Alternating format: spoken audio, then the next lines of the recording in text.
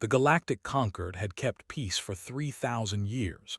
17 different species lived together in harmony across millions of star systems. They built great cities on countless worlds. They created art and music and science. They believed they had solved the problem of war forever.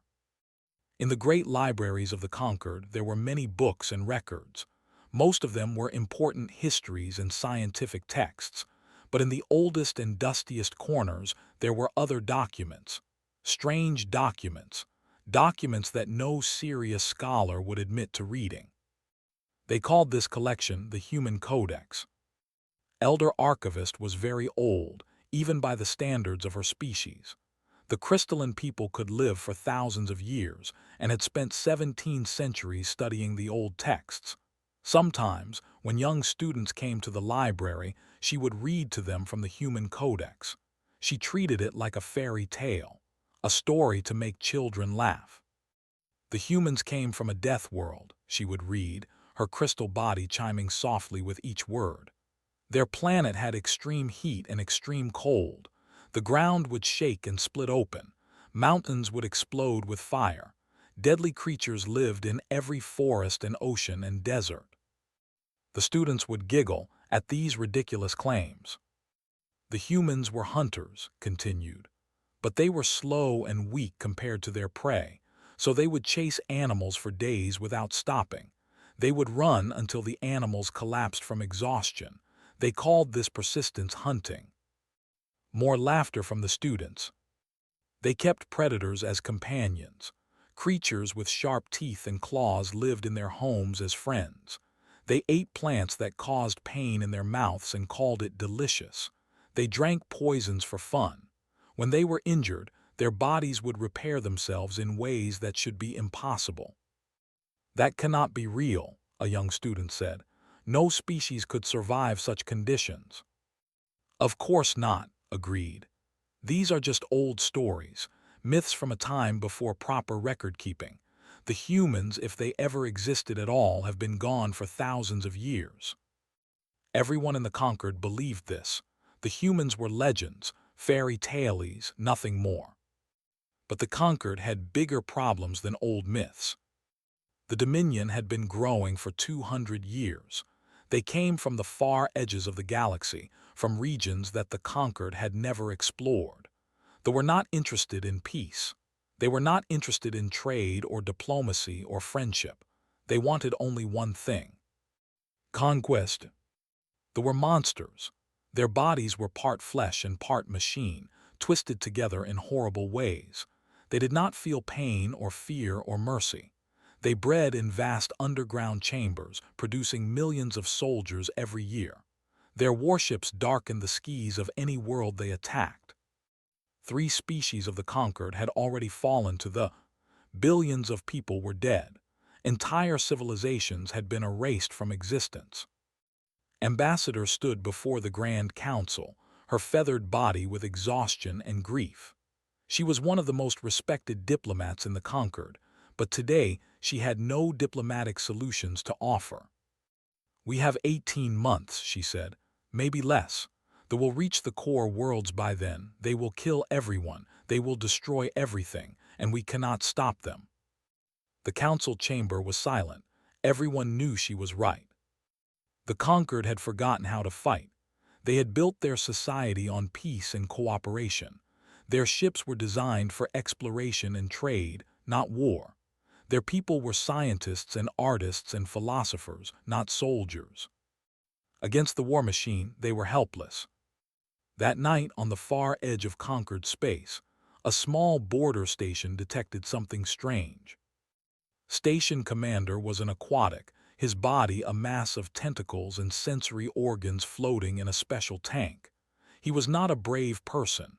He had taken this remote assignment specifically because nothing ever happened here. He liked quiet. He liked boring. The alert that appeared on his screens was not boring.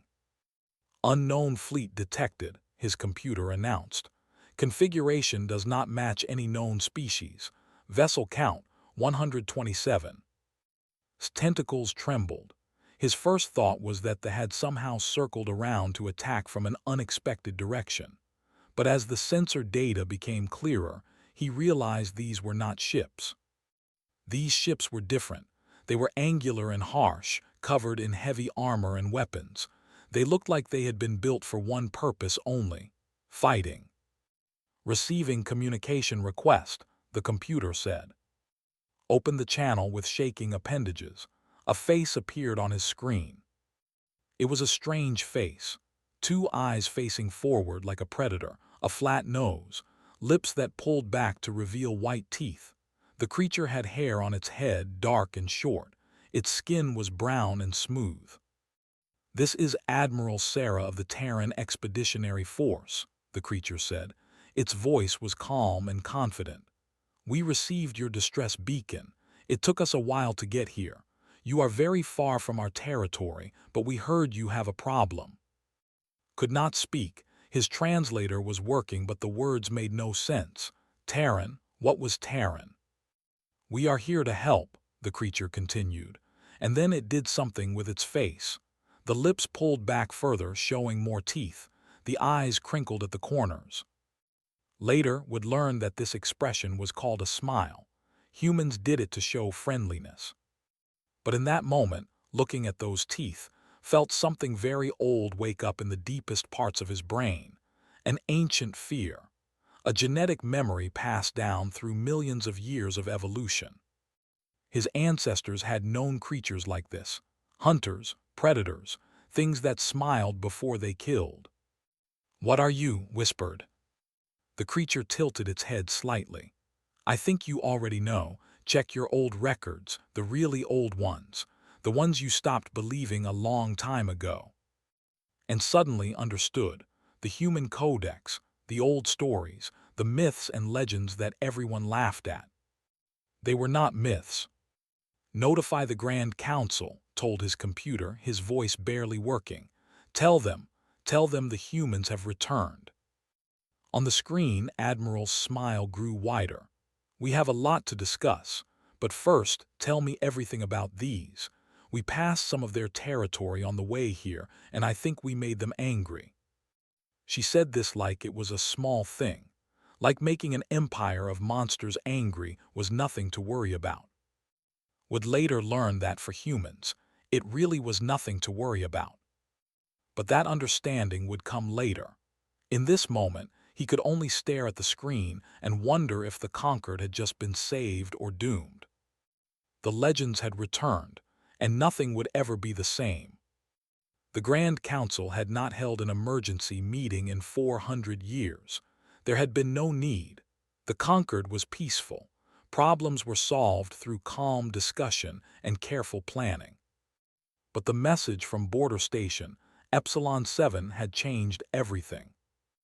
Representatives from all 17 species filled the great crystal amphitheater.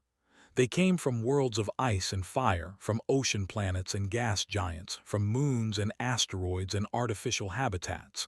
Some breathed oxygen, some breathed methane, some did not breathe at all, but they all came because they all needed to see. At the center of the amphitheater, a holographic display showed the Terran fleet. 127 warships hung in space, their dark hulls covered in weapons and armor. They looked nothing like conquered vessels, which were elegant and beautiful. These ships were ugly, brutal. They were tools made for killing, and they did not pretend to be anything else. "This is impossible," said High Theorist of the Cognitive Collective. His species communicated through pure thought, and his mental voice trembled with confusion. "The human codex is mythology, children's stories. There is no way these creatures are real." "And yet they are here," said Elder. The old crystalline had been summoned from her archives to provide historical context. For the first time in centuries, her expertise was actually needed. "The configuration of their ships matches descriptions in the oldest texts. The face of their leader matches anatomical records. These are humans." "But how? Where did they come from? Why now?" Before anyone could answer, the chamber doors opened, and the humans walked in. There were 3 of them. The leader was a small female with dark skin and silver hair. She wore a uniform of black and simple but clean. Behind her walked two larger humans in heavy armor, their faces hidden behind dark visors. Their boots made hard sounds on the crystal floor. Every species in the chamber felt something as the humans approached. It was not quite fear. It was older than fear. It was the feeling that prey animals get when a predator enters their territory, an ancient instinct that screamed danger. The human leader stopped at the center of the amphitheater and looked around at the assembled species. Her eyes moved slowly, taking in everything, evaluating, calculating. "I am Admiral Sarah," she said. Her voice was not loud, but it carried through the silent chamber. "I command the Terran Expeditionary Force. Thank you for agreeing to meet with us." Speaker of the Membrane Congress was the first to find his voice. His gelatinous body rippled with nervousness. "We have many questions. You claim to be humans, the humans of legend. But the Codex says your kind left this region of space 3,000 years ago. We believed you were extinct, or imaginary." Admiral nodded. "That is understandable. Your ancestors asked us to leave and we respected their wishes. We settled in the far regions of the galaxy beyond your charts. We built our own civilization there, but we never forgot you." "Why did you leave?" The question came from Ambassador, her feathers still with worry. "Because we frightened you." His voice was calm, but there was something heavy in her words, something sad. 3,000 years ago, we helped your ancestors defeat a great enemy. We fought side by side for 30 years. We won. But by the end, your people looked at us with fear instead of gratitude. They asked us to go away, so we did. The chamber was silent as the species considered this. It matched what the oldest texts suggested, though few had ever taken those texts seriously. "And now you return," said, "because you activated an old beacon," reached into her uniform and pulled out a small device. "We left this behind when we departed, a way for you to call us if you ever needed help. The signal took decades to reach us. We came as fast as we could." She activated the device and a holographic image appeared above her hand. It showed a planet. The planet was burning. "This was he said, 6 months ago." Gasps and shocked sounds filled the chamber. On the display, the planet was covered in fire and smoke. Massive explosions bloomed across its surface. In orbit, thousands of ships were reduced to debris. "We located there on our way here," continued, her voice still calm, still matter of fact. "We made a brief stop." "A brief stop." His mental voice was almost a scream. "You destroyed an entire planet as a brief stop." "We destroyed their breeding chambers and their war factories. Without those, they cannot make more soldiers or ships." Turned off the display and put the device away. "The Dominion no longer has a center, but their existing fleets are still active. They are still following their last orders. We estimate approximately 8,000 warships remain." 8,000. The number sent a wave of terror through the chamber. The Concord's entire combined fleet was less than 3,000 vessels, and those were not built for combat. "We will hunt them down," said. "Every last one, but it will take time. Several months, perhaps. In the meantime, we wanted to offer our assistance in defending your core worlds." She looked around the chamber again, and this time her expression softened. The hard warrior faded slightly, replaced by something more gentle. "We came because you called," she said, "and because we remember. 3,000 years ago, your ancestors and mine built something good together. The Concord was our home too once. We helped create it. We protected it. Then we left because that was what you needed." She paused, and when she spoke again, her voice was quiet. "But we never stopped caring. We never stopped watching. And when we heard you were in danger, we came. That is who we are. That is what humans do." For a long moment, no one spoke. The weight of what she was saying slowly settled over the assembly. These creatures, these legends made flesh, had crossed the galaxy to fight for species that had forgotten they existed. They had destroyed an empire on the way, almost as an afterthought. And they were offering to do more. Ambassador stepped forward. Her feathers had begun to shift from to blue, the color of hope. You would fight for us, die for us. We are strangers to you now. Admiral smiled. This time the expression was warm instead of unsettling. You were never strangers, you were family. Distance and time do not change that. She extended her hand, palm up, in what the conquered would later learn was a human gesture of peace and friendship. Let us help you, let us finish what we started, and then perhaps we can talk about the future. One by one, the representatives of the conquered signaled their agreement. There was really no other choice. They were still coming. The humans were the only hope. But as the meeting ended and plans began to form, Elder watched the human admiral carefully. She had studied the old texts her entire life. She knew what the humans were capable of. They were monsters, but they were predictable monsters. They conquered and killed because that was their nature. They could not help it. Humans were different. Humans chose. They could be the greatest friends in the galaxy or the most terrible enemies. They could save civilizations or burn them to ashes. The conquered had called them back. For better or worse, the legends had returned. Hope they had made the right choice. Junior Diplomat had never wanted an important job. She was young for a feathered, barely past her final molting. She had joined the diplomatic corps because she liked meeting new species and learning about different cultures. She expected to spend years doing small tasks and attending boring meetings.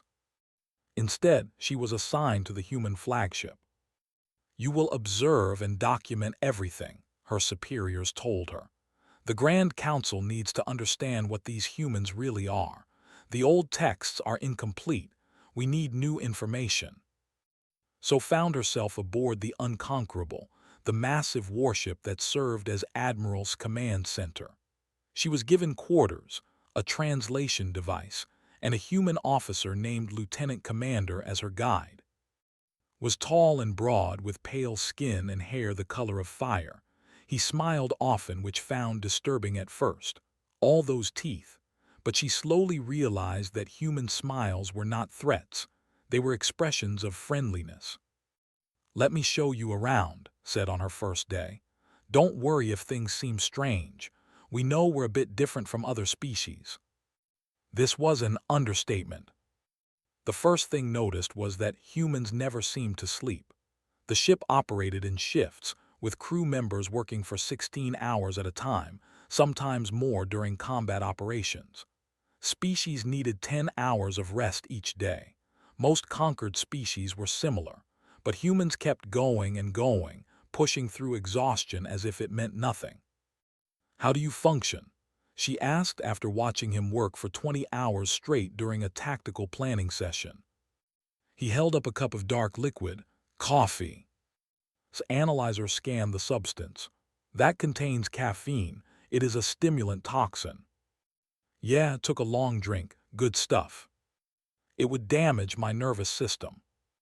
Probably want some. No. Laughed, added this to her notes. Humans consumed poisons recreationally. She observed them eating. Their food contained substances called capsaicin and alcohol, and dozens of other chemicals that would harm or kill most conquered species. The humans did not merely tolerate these substances. They enjoyed them. They competed to see who could consume the most dangerous versions. This is spicy, a soldier named said, biting into a small red vegetable. His face turned red. His eyes watered. He was clearly in pain. Good, another soldier asked. So good, confirmed. Watched a training session next. She expected simulations or theoretical exercises. Instead, she found humans fighting each other with full force. They threw each other across the room. They struck with fists and feet. Bones cracked. Blood flowed, and they kept going. When the session ended, the humans were covered in bruises and cuts. Several had clearly broken bones, but they were laughing and congratulating each other. Why do you hurt yourselves? Asked, horrified. Training, said, pressing a cloth against a bleeding cut on his arm. If it does not hurt, you are not learning. But you are damaged. Shrugged, we heal. And they did. Watched wounds close in days that would take weeks for other species. She watched broken bones mend in weeks that should have taken months. Human bodies were designed to survive damage and keep functioning. They were built for endurance and recovery in ways that seemed almost impossible. But the true education came when she watched the combat footage. A Terran ground team had been sent to clear a base on a small moon.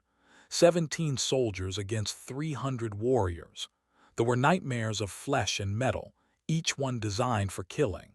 By any reasonable calculation, the humans should have been slaughtered in minutes. The battle lasted 6 hours. Watched in stunned silence as the humans fought. They used their weapons until the weapons ran empty. Then they used knives, then rocks, then their bare hands. They took injuries that should have killed them and kept fighting. They lost limbs and kept fighting. They bled from a dozen wounds and kept fighting. One soldier, a woman named Corporal, was stabbed through the shoulder by a blade. Instead of falling back, she pushed herself forward onto the blade, getting close enough to kill the who held it. She then pulled the blade out of her own shoulder and used it as a weapon. By the end, only 2 humans were still alive. Both were badly wounded, but they had held their position. They had not retreated. They had not surrendered. 3,000 conquered civilians had been evacuated from behind that position. 3,000 lives saved because 17 humans refused to stop fighting. Why? Asked later. Her voice was very small. They were dying. They knew they were dying. Why did they not retreat? Why did they not call for help? Was quiet for a moment. His face became serious, and for the first time saw something in his eyes that she recognized from the old texts. It was not madness or bloodlust. It was something else entirely. Because behind them were civilians, said simply. Mothers and children and elderly people who could not fight. If our soldiers retreated, those people would die. So they did not retreat. But they could have asked for orders. They could have requested support. There was no time. They were already attacking, so our people made a choice. Looked at her steadily. That is what humans do. When someone needs help, we help them, even if it costs us everything. But why? You did not know those civilians. They were not your species. They were strangers. Smiled, but it was a sad smile. They were not strangers. They were people. That is enough. That has always been enough. Completed her report that night. She included all her observations about human biology and behavior. She included the footage of the battle on the moon. She included her conversations with and the other humans. But her conclusion was very simple, just one sentence. She wrote the human codex was not mythology. If anything, it was an understatement. She sent the report to the Grand Council, and then sat in her quarters for a long time, thinking about what she had learned. The humans were terrifying. They were strong and relentless and nearly impossible to kill. They consumed poisons and laughed at pain and fought until their bodies broke. But they did all of this for one reason: to protect, to help, to save. They were the most dangerous species in the galaxy, and they used that danger to keep others safe. Finally understood why the ancestors had been afraid of the humans, and she finally understood why calling them back might have been the best decision the conquered ever made. The Empire had died with but their fleets remained. 8,000 warships scattered across the galaxy, each one still following its last orders. Destroy, consume, expand. The ships had no central command anymore, no leadership, no strategy. They were mindless weapons now, pointed at the conquered and still firing. Admiral divided her forces. 100 ships would stay to defend the conquered's core worlds.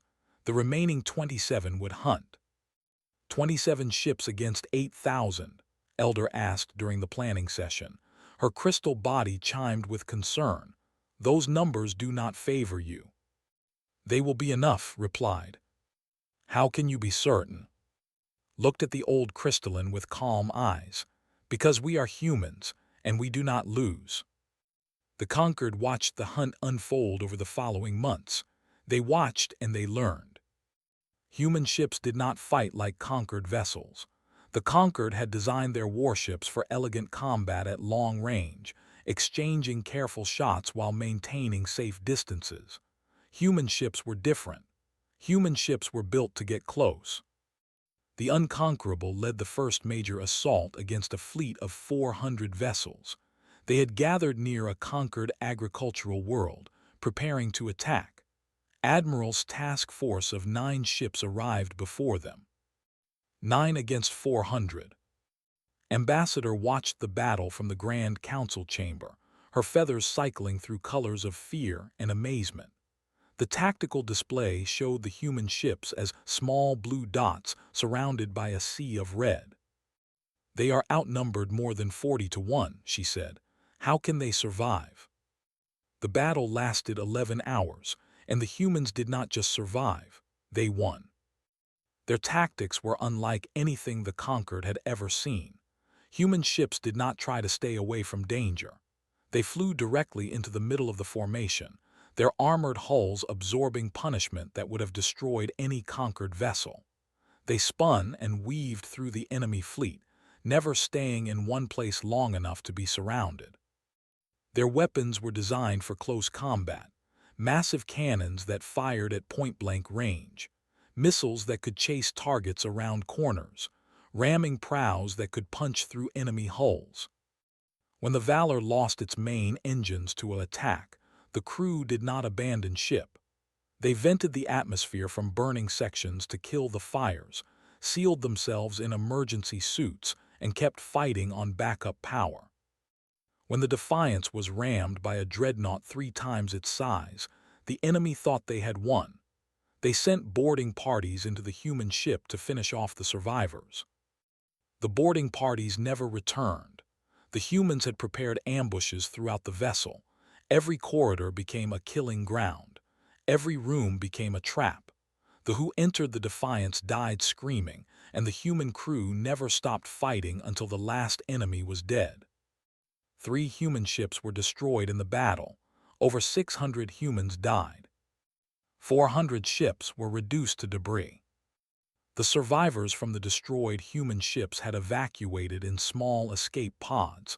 Within a week, they had been recovered, given medical treatment, and assigned to other vessels.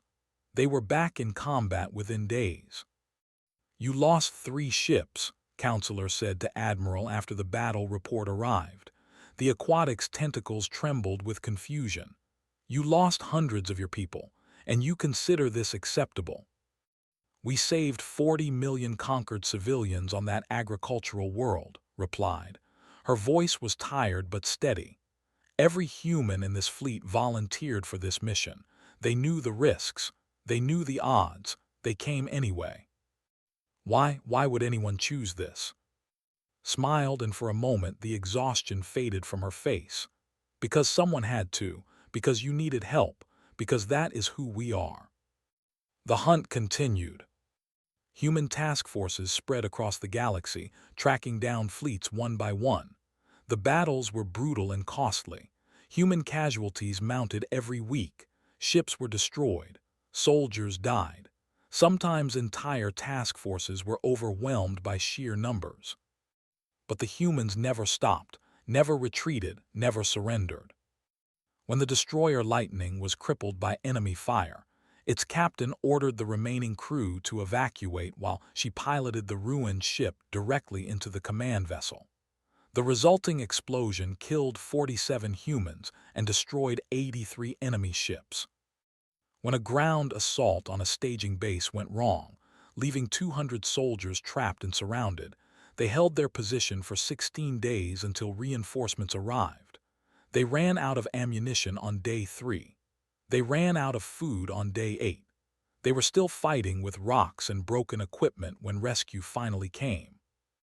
When a hospital ship was ambushed by raiders, the medical staff armed themselves with surgical tools and makeshift weapons. They protected their patients until combat ships arrived. 7 doctors and nurses died. 1,200 wounded soldiers survived. Story after story, battle after battle, sacrifice after sacrifice.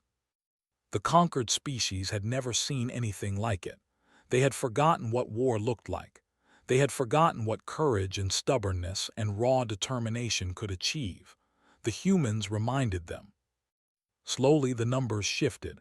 8,000 ships became 6,000. 6,000 became 4,000. 4,000 became 2,000. They tried to adapt. They concentrated their remaining forces into larger fleets. They set traps and ambushes. They fought with the mindless fury of creatures that knew they were dying. None of it mattered. The humans tracked them, found them, destroyed them. "How do you do it?" asked during a brief moment of rest between battles. The young diplomat had remained aboard the Unconquerable, unable to leave despite the danger. She needed to understand these creatures. She needed to see the end. "Do what?" "Keep going. You have lost so many. You have seen so many friends die.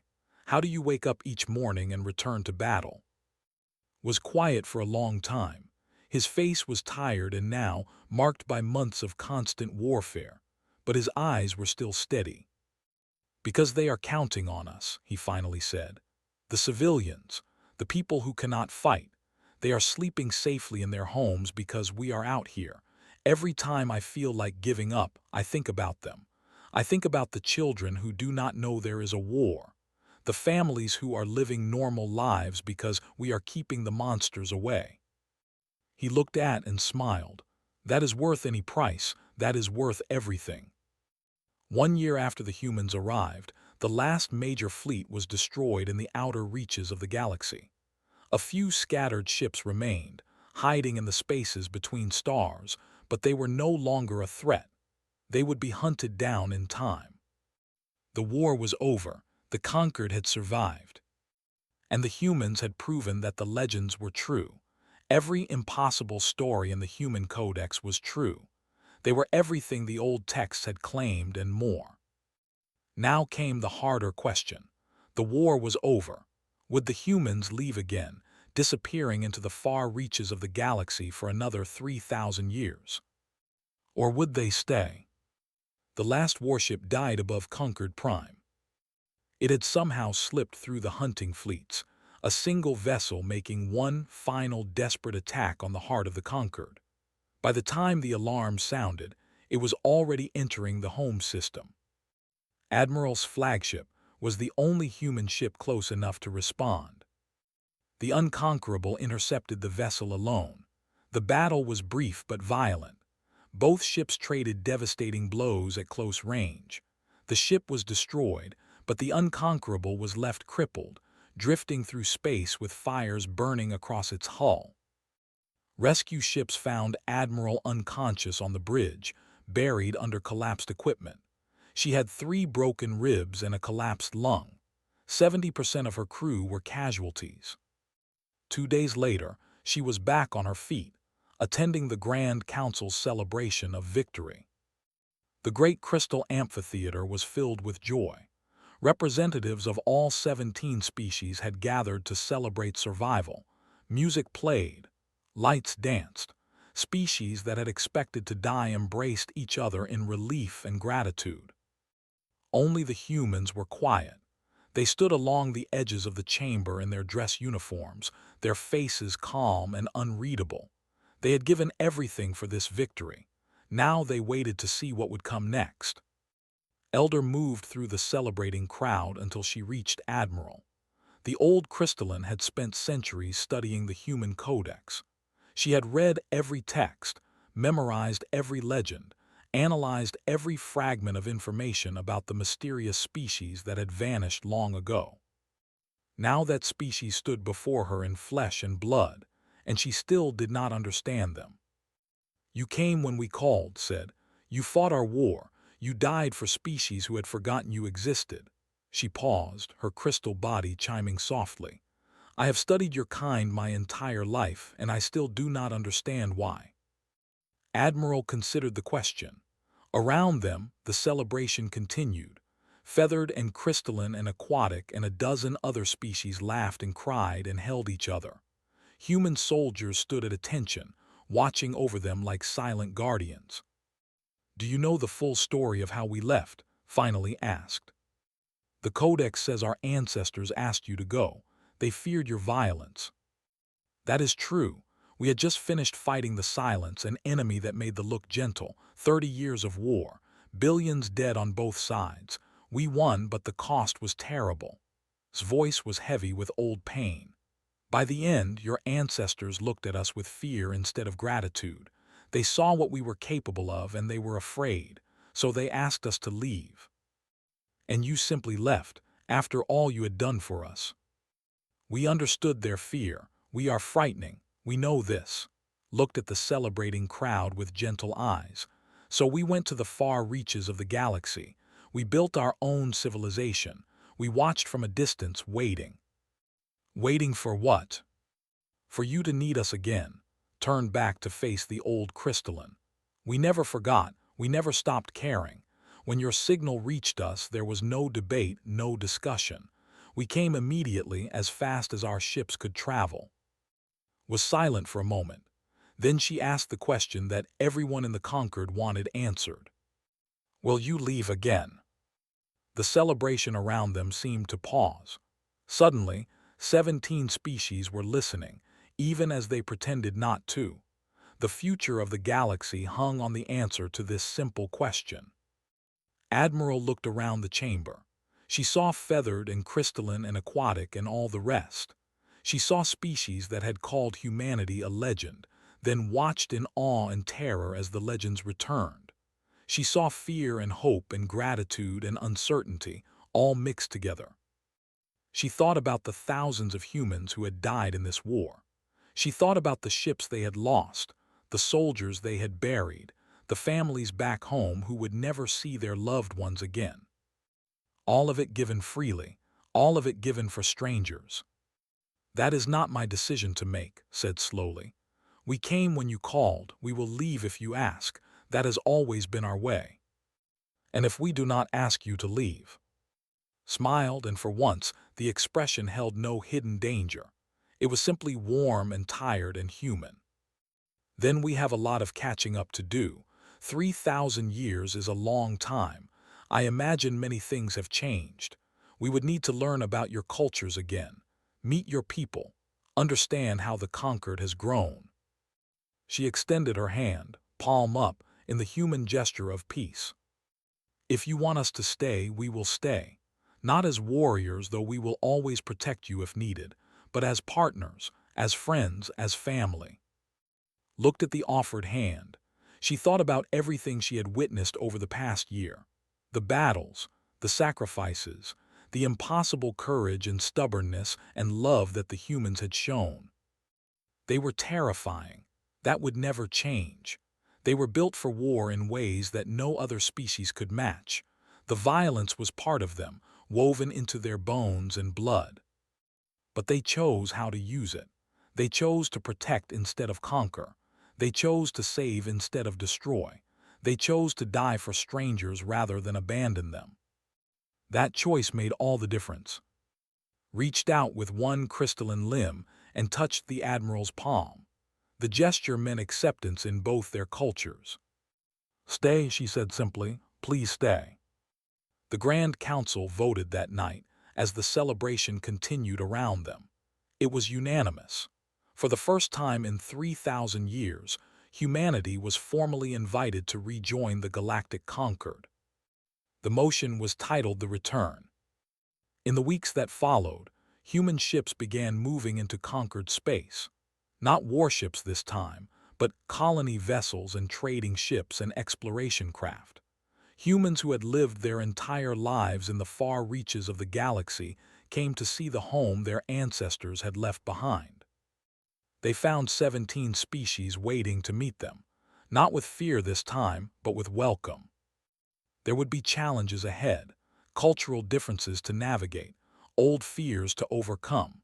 3,000 years of separation could not be erased overnight. But the first step had been taken. The legends had returned, and this time they were staying. In the great library of the Conquered, Junior Diplomat sat at a desk that had once belonged to Elder. The old crystalline had retired, her life's work finally complete. She had asked to continue her research, but was not studying the human codex. That collection had been moved to the historical archives, preserved but no longer needed. The myths had become reality, and reality needed new documentation. Was writing a new collection. She had interviewed hundreds of humans over the past months. She had recorded their stories, their songs, their jokes and fears and hopes. She had documented their strange biology and stranger customs. She had tried to explain, in words that the conquered could understand, what made humans so different and so remarkable.